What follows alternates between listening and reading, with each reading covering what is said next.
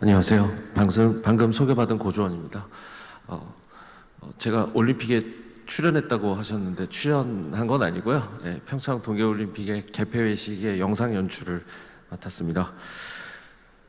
제 오늘 발표 주제는 AI 시대의 전시, 박제를 넘어 창조로라는 제목입니다. 이 한마디를 고안하기 위해서 일주일을 고민했습니다. 왜냐하면 AI라고 하는 거, 그리고 지금의 이제 디지털 전시라고 하는 거는 지극히 현재 진행형이고 매우 지극히 빠른 속도로 진행 중이기 때문에 아직까지 하나의 사조로 완성될 수가 없는, 그리고 내일이 어떻게 될지 모르는 상황이기 때문에 제가 그런 고민을 많이 했습니다. 하지만 확실한 거 하나는 이 짧은 한 문장인 것 같습니다. 박물관 그리고 전시라고 하는 건 지금 이전의 과거를 중심으로 하고 있다는 거고, 디지털과 AI라는 개념은 창조의 개념을 더 중심으로 보고 있다는 거죠. 이제 그런 면에서는 미래를 박물관에 어떻게 넣을 것인가에 대한 고민과 동일한 내용일 것 같습니다. 최근에 이 전시 분야에 이제 각광을 받고 있는 디지털 영상이 최근 한 5년간 아주 많이 도입이 되고 있습니다. 근데 이 영상을 많이 쓴다라는 기법의 전환뿐만이 아니라 관람 환경의 변화를 굉장히 크게 바꿔놓고 있습니다. 사람들이 잘 인지를 못해서 그런데 이 기존에 있는 유물 중심의 전시는 유리관, 그리고 이 프레임 속에 갇혀져 있죠. 액자에 걸려 있습니다. 그리고 매우 정적입니다. 그러다 보니 공간에 국한되는 전시 경험을 하는 것이죠. 그리고 그 공간에서 보여지는 내용을 우리가 그 시간을 상상하는 거예요. 원시 시대부터 조선 시대까지 우리는 그 시간을 상상하고 그때 어땠을까를 유추하다 보니까 많은 해석을 동원해야 되고 수많은 정보들을 얻어야지만 이해를 할 수 있습니다. 근데 반대로 무빙 이미지, 비디오라고 하는 영상 매체는 그 자체로 시간과 공간을 가지고 있습니다. 왜 시간과 공간을 가지고 있는지 궁금해 하실 수도 있는데요. 영상은 재생시간이라는 게 있죠. 그냥 한순간에 보면 바로 이해를 할 수 있는 게 아니라 끝까지 봐야지 이해를 합니다.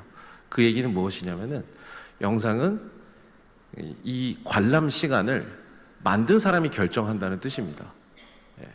5분짜리를 만들었으면 5분짜리를 만든 사람의 의지대로 관람자가 봐줘야 되는 겁니다. 근데 여러분들이 아무리 유명한 명화이건 아무리 위대한 유물이건 그걸 보는 시간은 누구는 3초만 보고 누구는 1시간을 보는 사람도 있습니다. 그게 정적이고 공간만을 점하고 있기 때문에 그런 겁니다. 여기서 가장 큰 차이가 이제 생기게 되는데, 움직이는 영상을 우리가 시간을 포함하고 있다는 게 어떤 의미를 주는가에 대해서 다시 한번 생각을 해보면요, 그 움직이는 영상은 사람을 수동적으로 만든다는 거죠.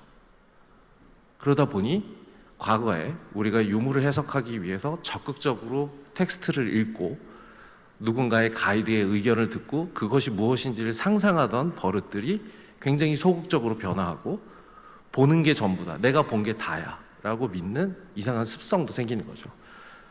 그걸 바로 직관성이라고 말을 합니다. 이 직관성은 굉장히 큰 장점이 있지만 방금 말씀드린 것처럼 사람들의 해석력을 떨어뜨리게 되고 적극성을 위축시키는 경향도 가지게 되죠. 하지만 이 직관성이 주는 가장 좋은 특징이자 장점은 바로 이거 같습니다. 박물관이 앞으로도 미래에도 늘 고민일 수밖에 없는 주제인 학습과 재미의 간극이라고 하는 지점입니다. 우리가 무언가를 사람들에게 정보를 제공해주고 새로운 유물들을 전시할 때에는 사람들이 이걸 이해해주기 위해서 학습을 하기 위한 노력을 하는데 재미는 떨어지죠. 근데 영상이나 이런 인터랙티브 미디어, 상호작용적인 그런 인터랙티브 미디어들은 몸으로 체험하고 직접 눈으로 보고 활동을 하기 때문에 재미가 있습니다.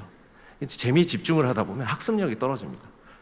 그 학습과 재미의 간극에 가장 중요하게 양쪽을 잡을 수 있는 그나마 가능성이 높은 게 바로 직관성을 활용하는 지점이라고 생각이 좀 듭니다. 제가 사례 영상을 하나 보여드리겠습니다. 2019년에 대한민국에서 실감 콘텐츠 정책이 생겨서 제가 이제 국립중앙박물관 1관, 실감 1관을 기획을 했는데요. 거기 들어간 영상을 잠깐 보시겠습니다. 가로 60m, 높이 5m의 실감 영상관이고 종일 반복 상영이 되고 있습니다. 영상이 6종이 들어간 걸로 알고 있고요. 100% 영상으로만 이루어진 공간입니다. 처음에 이 공간이 조성이 될 때 많은 논란이 있었죠. 우리나라에서 가장 소중한 보물을 많이 가지고 있는 곳이 수장고에 있는 것들을 전시하지도 못하는데 왜 굳이 영상으로 전시를 해야 되는가에 대해서 의문을 가지고 있었지만 장점이 많습니다. 그리고 지금도 찬사를 받고 있고 계속 새로운 콘텐츠를 생산해내고 있습니다. 왜냐? 사람들이 좋아하니까요. 좋아한다라는 의미는 방금 말씀드린 어떤 직관성 때문입니다. 어떤 해석도 없이 보는 것만으로도 내가 무언가를 충분히 향유했다라고 느끼는 경향 때문이죠. 또 하나의 장점이 있습니다. 저는 이게 이제 시각적인 어떤 우리의 신체적 원리와도 관계가 있다라고 말씀을 드리는데요. 이 공간을 잘 보시면 끄트머리에 그 모서리가 꺾여 있지가 않고 모서리가 엣지가 있지 않고 둥글게 처리가 되어 있습니다. 굉장히 강력하게 주장을 해서 어렵게 저 공사를 해서 둥글게 만들었습니다. 그 둥글게 만든 이유는 뭐냐면 이 네모 반듯한 이 우리가 지금 발표하고 있는 이 공간도 동일한 공간이죠. 이 박스형 공간에 면이 나눠져 있다라고 하는 거, 엣지가 구분되어 있다라고 하는 거는 매우 일반적인 그런 공간입니다. 매우 일반적이고 방도 그렇고 학교도 그렇고 우리가 일하는 사무실도 다 네모 반듯한 공간입니다. 그래서 면이 여러 개다 보니까 하나의 거대한 영상이라고 느끼기 위해서는 하나로 붙여줄 필요가 있습니다. 그래서 엣지를 만들지 않고 둥글게 모서리를 처리함으로써 긴 하나의 공간으로 인식을 하도록, 무의식적으로 인식을 하도록 설치를 한 거죠. 그게 큰 효과를 봐서 60m라고 하는 공간을 잘 활용을 했다라고 생각이 좀 듭니다. 제가 방금 말씀드린 그 60m를 한 화면으로 만드는 이유, 왜 굳이 그래야 될까는 바로 이 실감 미디어라고 하는 실감 콘텐츠라고 하는 것들은 사이즈가 매우 중요하기 때문입니다. 뭐 돈이 많이 들어서 사이즈를 크게 만들면 좋지, 단순히 그런 문제가 아니라 사이즈가 몰입감 그 자체이기 때문입니다. 요즘 정말 많은 그 몰입형 영상관 이런 게 생기고 있고 정말 많은 사람들이 방문을 해주고 있는데요. 그 이유는 우리가 일반 영화관하고 아이맥스 영화관이 화질이 동일한 내용인데도 불구하고 돈을 2배로 더 내고 아이맥스 영화관에 가서 보려고 하는 습성과 유사합니다. 이 사이즈가 중요한 이유는 과학적인 근거로도 설명을 할 수 있습니다. 최근에 이제 VR 때문에 거론이 되는 언어인데요. 이제 FOV, Field of View라고 하는데 한마디로 시야각입니다. 인간의 시야각이 몇 도 정도나 될 거라고 생각을 하십니까? 정말 놀랍게도 인간의 시야각은 200도에 육박합니다. 정확히 몇 도인지는 사람마다 신체 구조에 따라 다르겠죠. 어쨌건 180도는 확실히 넘습니다. 그 얘기는 우리는 태어나서 죽을 때까지 한 번도 변함없이 카메라의 렌즈처럼 좁혔다 늘렸다 할 수가 없고 처음부터 끝까지 180도로 이렇게 넓은 화면을 보면서 살아가고 있다는 뜻입니다. 실감난다라고 하는 의미는 우리가 평생 환경을 인지하고 자연을 바라보고 했던 이 180도의 시선보다 커야지 실감이 나는 거지, 그거보다 작으면 늘 조그만 디스플레이가 될 수밖에 없는 거죠. 우리가 스마트폰으로 영화를 본다, 그리고 집에서 큰 TV를 본다, 85인치 TV를 본다, 혹은 영화관을 간다 해도 지금 여기 보시는 것처럼 30도, 시야각의 30도, 정말 많아봐야 120도를 넘지 않습니다. 120도만 되는 시야각이라 할지라도 정말 우리는 크다, 넓다라고 생각합니다. 하지만 우리가 늘 자연과 환경을 인식하고 있는 거에 비하면 매우 부족하죠. 실감이 나기 위해서는 180도가 넘어야 된다는 겁니다. 그래서 최근에 이렇게 큰 공간들을 많이 창출을 해내고 있고, 그런 공간이야말로 진짜 내가 그곳에 있다라는 생각을 하게 만드는 것이죠. 이제 AI에 대한 이야기로 좀 넘어가 보겠습니다. 저도 AI를 공부하게 된 지 그렇게 오래되지 않아서 정말 며칠 동안 고민을 해서 AI가 가지고 있는 특징을 한번 정리를 좀 해봤습니다. AI는 일단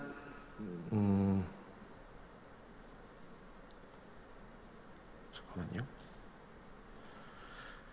그 하나의 유물 그 자체가 아니라 방대한 데이터를 활용한다는 데 방점이 있습니다.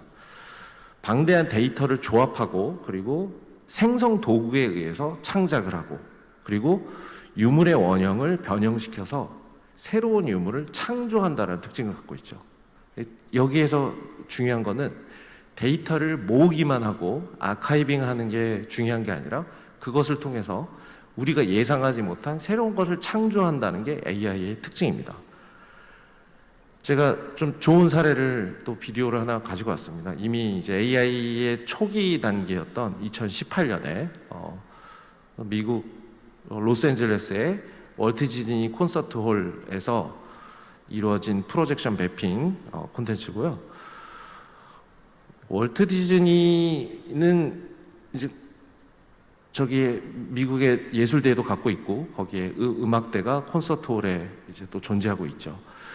거기에 LA 필하모닉 오케스트라가 100주년을 맞이해서 100주년 동안 모아온 모든 시청각 데이터를 다 조합을 해서 45테라바이트 정도의 방대한 데이터를 머신러닝으로 그걸 조합을 해서 외벽에다가 미디어 파사드로 상영을 했습니다.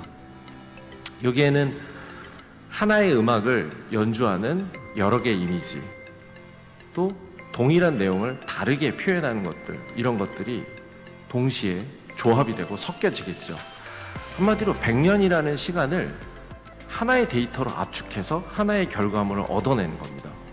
어떻게 보면 여기서 만들어진 이 결과물은 객관적인 데이터이기도 하고 실제 있었던 데이터를 바탕으로 하기 때문에 객관적인 데이터이기도 하면서 새롭게 창조된 거기 때문에, 그리고 이 프로그램과 이 영상을 만든 사람의 주관적인 창작 의도도 일부 포함이 되어 있기 때문에 객관적이자 주관적이기도 한 거죠.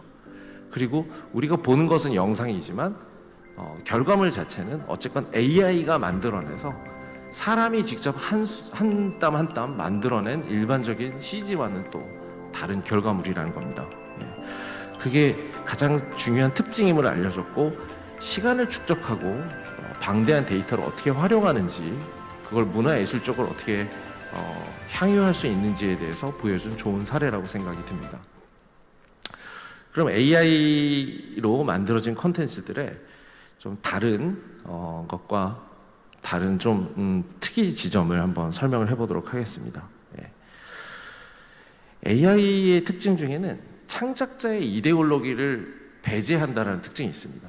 그러니까 창작자의 의도가 들어가지만 컴퓨터 그래픽, CG의 경우는 본인이 의도한 대로 나오게 되는데 컴퓨터가 연산을 해서 보여주는 방식이죠. 그러다 보니 다소 이데올로기를 배제할 수 있습니다. 그리고 빅데이터에 의해서 인류의 기록에 의한 상상을 하는 것이죠. 그리고 AI 데이터의 그 오리지널, 모태는 바로 기계의 상상이 아니라 인간이 축적한 데이터에 의해서 운영이 된다는 것입니다. 우리는 기계가 만들어준다고 하지만 연산을 기계가 해주는 거지, 거기서 활용되는 모든 데이터는 인간이 역사적으로 축적을 해온 데이터를 활용하고 있는 겁니다. 특히 웹사이트에 들어가 있는, 우리도 모르게 20년 동안 웹사이트에 기록해온 내용들이죠. 그리고 마지막으로는 보통 이런 영상들이 매우 모호한 이미지, 추상적 이미지들로 많이 표현이 되는데 최근에는 이런 패턴 위주의 단순한 영상이 아주 구체화된 AI 이미지로 이제 승화되는 조짐이 좀 보이고 있습니다. 그런 의미에서 저도 소중한 자료, 직접 만든 AI로 만든 자료를 하나 가지고 와봤습니다. 이건 한국의 전통 가옥의 변천사를 가지고 짧은 영상으로 만들었는데요. 과거 원시인들의 움막에서부터 지금 현대사회의 건축까지 하나로 어떻게 AI가 해석할 수 있는지를 한번 보도록 하겠습니다.